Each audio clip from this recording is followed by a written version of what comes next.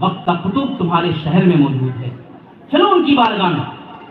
وہاں جانے والا سائل خالی ہاتھ نہیں آتا، مانگنے کا سلیقہ ہونا چاہیے، مانگنے کا شعور ہونا چاہیے۔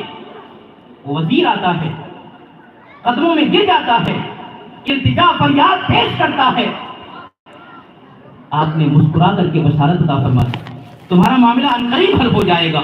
معاملہ حل ہو جاتا ہے، اس نے آپ کی بارگاہ میں 2000 روپے نظر پیش کیا، یعنی آج سے کم و بیش 150 سال قبل کی بات ہے، بلکہ شاید اس سے بھی پہلے کی بات ہے۔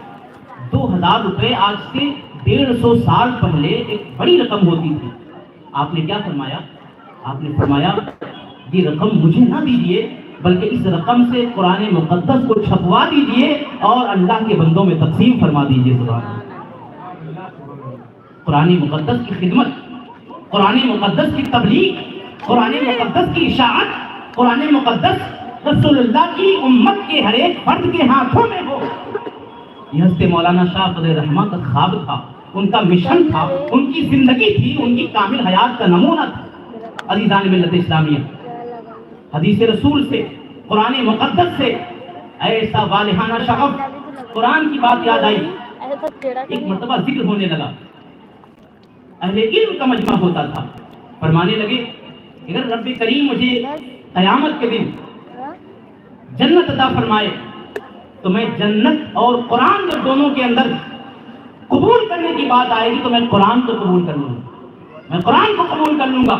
اور پھر فرمانے لگے اللہ جب جنت عطا کرے گا، توجہ دیجیے، اللہ کے ولیوں کی زندگی دیکھیں، فرماتے ہیں اللہ مجھے جنت دے گا اور جنت میں حوریں ہوں گی، توجہ، تو آپ فرماتے ہیں میں حوروں سے کہہ دوں گا بی بی آؤ بیٹھو، میں قرآن پڑھتا ہوں، تم بھی قرآن کی سماعت میں شریک ہو جاؤ۔ سبحان اللہ۔ قرآن سے محبت دیکھیں، قرآن سے والہانہ شغف دیکھیں کہ جنت کی حوروں کو بھی دعوت دی جاتی ہے کہ میں جنت میں قرآن پڑھوں گا، اے حور و حلمہ تم آؤ، میں قرآن پڑھتا جا رہا ہوں، تم سنتے چلے جاؤ۔ عزیزان ملت اسلامیہ، حدیث رسول سے ایسی محبت، ایسی محبت۔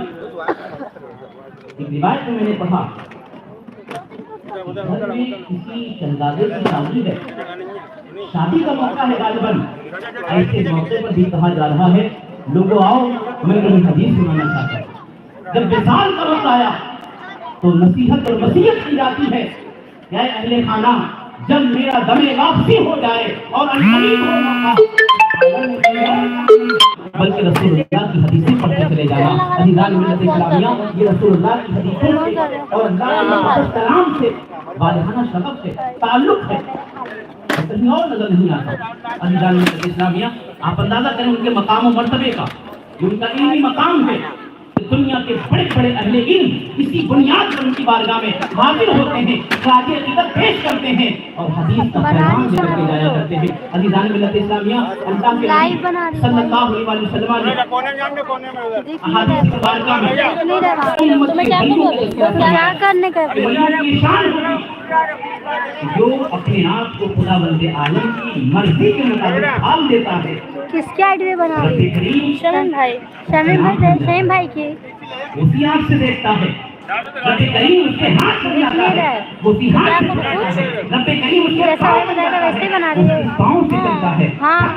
مطلب یہ ہے کہ بظاہر اس ولی کی آنکھ ہے مگر اس آنکھوں میں نور اللہ کا ہے، بظاہر اس ولی کے ہاتھ ہے مگر اس ہاتھوں میں قوت اللہ کی ہے، بظاہر کیا کرنا ہے مگر پاؤں میں قوت ربانی ہے۔ عزیزان ملت اسلامیہ، یہی وجہ ہے کہ اللہ کا ولی اپنے آستانے میں بیٹھا ہوتا ہے اور اس کے چاہنے والے صدقے دل سے جب پکارا کرتے ہیں تو اپنے آستانے پر بیٹھ کر کے اس کی فریاد کو اللہ کا ولی پورا فرما دیا ہے۔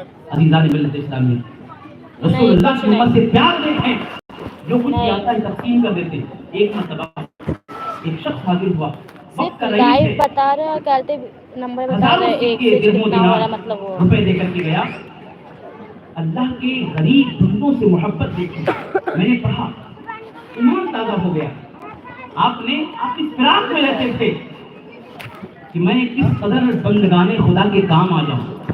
ہزاروں روپے آئے، جیسے آئے آپ نے سارے اللہ میں 25 منٹ اعلان کروا دیا مولانا فضل الرحمن رحمۃ اللہ کی دیوار کمزور ہو گئی ہے، 25 منٹ کون کون ہے مزدوری کرنے والے؟ آپ کو معلوم تھا کہ میری بستی میں اللہ